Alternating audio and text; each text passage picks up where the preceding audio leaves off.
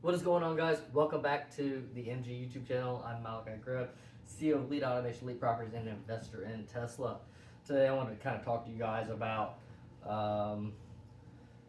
basically like employees, employment, and stuff like that, and talk about our properties company. So our automation company, we actually have like quite a few like full-time employees. Elite Properties, basically we use contractors only, and when I say contractors, I mean all different types, and I'll get into that here in a second. But essentially, we're trying to keep Elite Properties where it basically doesn't have employees, at least for right now. After we get done launching all the properties that we're currently working on, we might go ahead and hire a person or two, and or maybe even potentially part-time use some of our Elite Automation employees in Elite Properties. We'll see where we go with that. But I'm actually going to build this thing right here. It's part of what made me want to make this video. So I can make a video and build this thing at the same time. And it falls in line with, like, why would I not hire an employee to do this? Okay? So first of all, I'd like to get into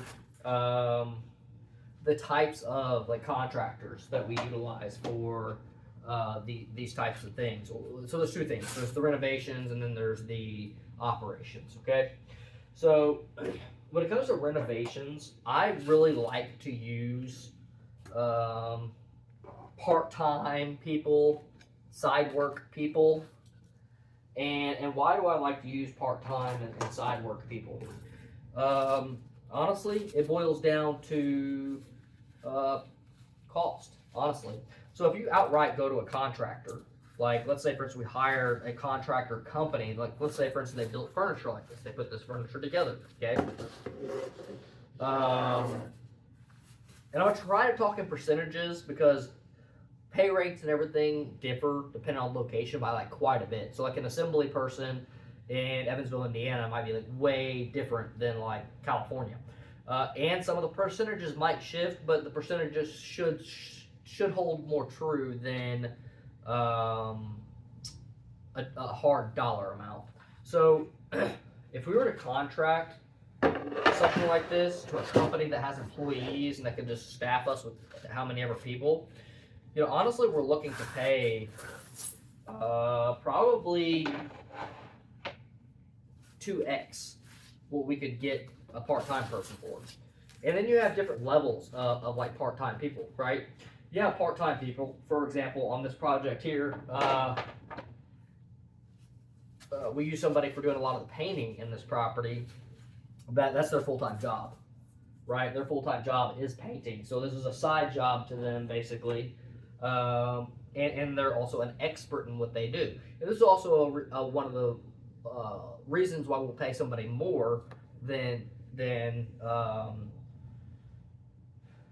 we may pay someone else. If somebody's kind of just doing general things and they're doing this task and that task and whatever, and maybe they need some supervision or they might need, I'll say a little bit more hand-holding for like lack of better terms, then those people are going to be paid less. Now, because let's say for instance, somebody who's general versus somebody who's like an expert at the thing, you have to give them more smaller detail. Hey, you need to tape off the floor. Hey, I'm gonna use paint as the reference. You need to tape off the floor. You need to tape off your trim. You need to blah blah blah, right? Versus an expert comes in and they say hey to me versus me saying hey to them. They say, hey, we're gonna need some paper. We're gonna need an extra 5-gallon bucket of paint. We're gonna need blah blah blah. So they're managing that aspect of their job. Which gives me the freedom to manage other aspects of the job, okay? And so then like something like that, I don't have to worry about the paint. And then I also know that the job task will be done in a professional manner because this is their professional job. So they have like basically expertise in doing that. And so you don't have to worry about like quality issues versus if it's somebody who's general, and we've experienced this, like painting really sucks. Like a lot of people like are just not great at painting. They make a lot of mistakes. They make a lot of messes. Even on this project here, we had to spend like 4 hours cleaning up paint messes from some of the other people we had doing some painting that is just like, they just didn't keep it as tidy and as clean, And so this is just, and I'm not speaking anything on those people. I'm just saying that like it's not their profession. They're not necessarily phenomenal at that job task. And so this is the difference, right? And my ideal preference is I like to hire both, right? I like to have the professional that can just do a job and then I don't have to worry about them. They'll also be a little bit more expensive, right? Maybe let's say 25% more expensive, okay? Versus if you went with a full contractor, like if I hired a painting company, it'll probably be 2x more expensive, right? So a huge jump. When you go to hire a direct company, costs jump 2x. Now, for a properties company, one of the big things that I like to consider with this company is we're still in like a bootstrapping phase, right? We're still in the like preservation of capital phase. Dude, you gotta let me sit here, dude. Back up. This dude wants to cuddle on me so hard that he's like pushing me off the bed. So we're like a preservation of capital phase, right? And so in this preservation of capital, we're basically trying to hold on to as much money as possible, aka spend as little as possible. On the flip side, we are focused on like getting properties launched as quickly as possible, right? So that has to be weighed on a daily basis on, should we spend more money because we're losing more money in revenue than we are saving in money, which is one of the major things that you should think about. And that's really the key indicator of how much money you should spend on a contractor or not, or an outsourced company, or a whatever it may be, right? That's how you kind of justify what's the proper cost to pay for somebody to assist you with some services. And so, like, say for instance, like with the Airbnb thing that we do, we can kind of look at that as a justification of nightly rate. So, like, how much are we going to make off that property? How many days until that property's listed? And if we can crunch more of those days, are we going to actually save time? For example, it doesn't make sense to rush on a bunch of stuff and then you get done a week ahead of time and like you're still waiting on appliances or something, right? And then so you spent extra money getting more resources in here more quickly and maybe paid for more expensive resources, and then you didn't really get the project done any faster. You essentially just wasted that additional like resource or whatever. Sorry guys, I'm trying to read these here instructions while I talk. This might be a little bit more difficult than I thought. But 4-3. This dude's such a cuddle bug. But yeah, so you have to make sure that those resources are not being wasted. Also, another thing that happens with project management is some things you don't foresee them until you get to them. So there is some aspect of it that like the more quickly you move, the more you kind of see the unseens, right? Like for example, we're getting near to the end of this project, and now we're kind of waiting on small things like maybe like blinds and curtains and bedding and these different types of things, right? And generally we do extremely well at not being delayed on these things because we have everything in a spreadsheet. We go get it, go get them. Yeah, get them.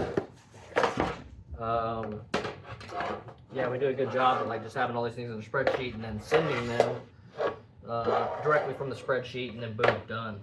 Why does it even have letters on it, bro? I honestly despise these things. That's also a 30.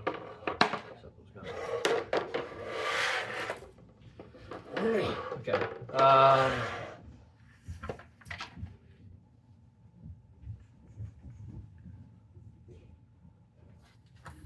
But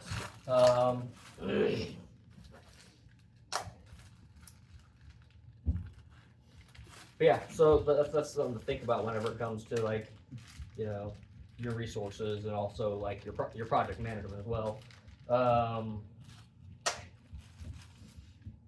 and how you can kind of be efficient in that.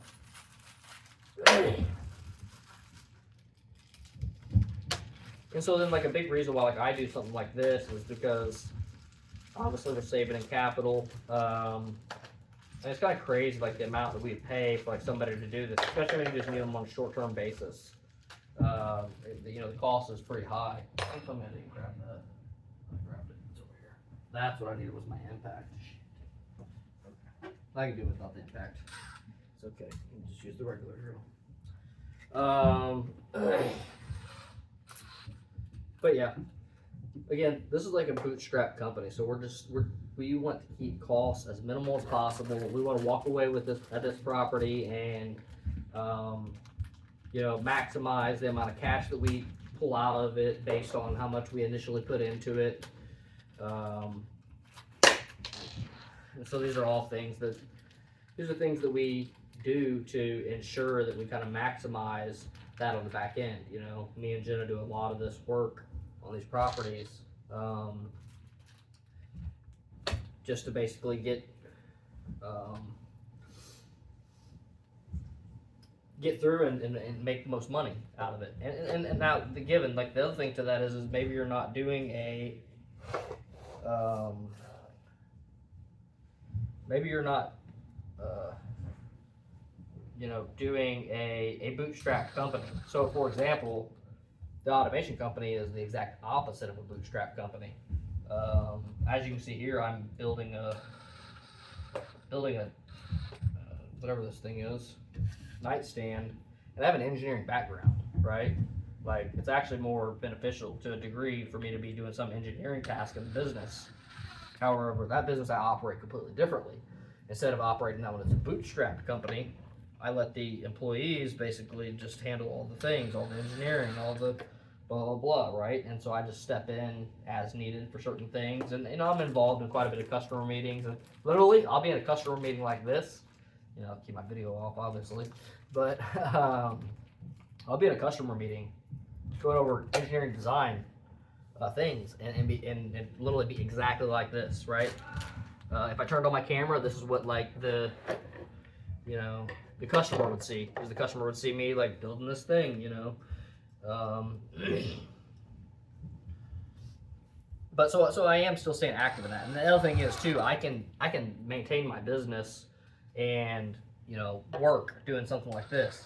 Literally just being in meetings with engineers, being in meetings with customers, being in meetings with vendors. It's kind of crazy, like, how, you know, with our digital age and stuff, how many things I can do and still, you know, do this. So, like, I spend a lot of my time, you know, doing those types of meetings. I'll spend time, you know, going into the stock market. So I basically just break my day down into some different things. Like, the stock market, I try to keep it a little bit disciplined to start whenever the market opens, because there's always volatility in the market in the beginning of the opening. And then I can kind of just watch it throughout the day. And then that's how I know to make some decisions. So today, like, Tesla was up quite a bit. I sold a few contracts. My contracts were up like $500 each today. So, which $500 each was like a 10%. I think we were up 10% today. So I sold out of a few contracts, and then, you know, here I am. I'll watch throughout the day. If it keeps continuing to run up like that, I might sell a few more contracts. We'll see. Also, you know, I'm keeping some money to the side because I took all my Uber and Lyft puts that I made like $7,000 off of the other day, and I took that cash that I made from those and I put it all back in Tesla. And then again, I just took out 2 contracts, which was like $10,000 worth of contracts, and then now those contracts, you know, so now, you know, basically I took another $1,000 profit from the 2 contracts that I sold or whatever, and then I'll wait, and hopefully Uber and Lyft will recover a little bit over the next, you know, few weeks or something, and then I'll buy back into those same Uber and Lyft puts that I just made all that money off of, and potentially have the ability to resell those again whenever we have our next market scare, which I don't know if you've noticed, but you know, there's always a market scare. That's another topic, and I'm just trying to really explain to you, like, how it's been some of my time. You know, I made more money off the stock market than I did between, I don't say both my companies, but like definitely on a salary basis. You know what I mean? Like I made more money off the stock market than I did off my own salary this year.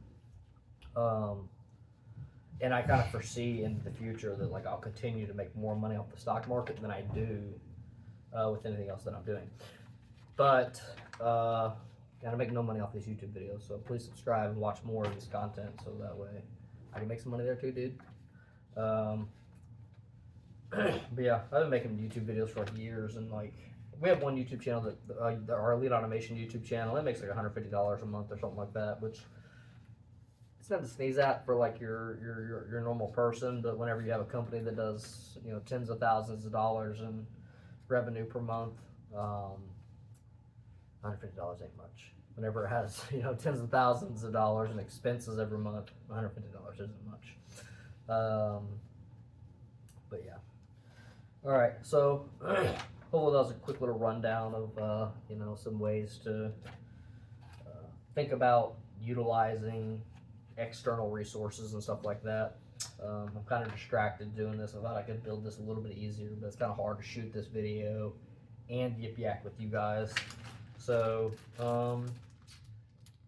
yeah, I'm gonna get back to building this thing. It'll take me probably like 30 minutes or something like that, and then I'll go on to the next thing. Actually, Jenna just got here, so I'm gonna go holler at her and see what her plan is for the day, and see what we can try to pre-plan for to, you know, move things along on this project, aka project management stuff.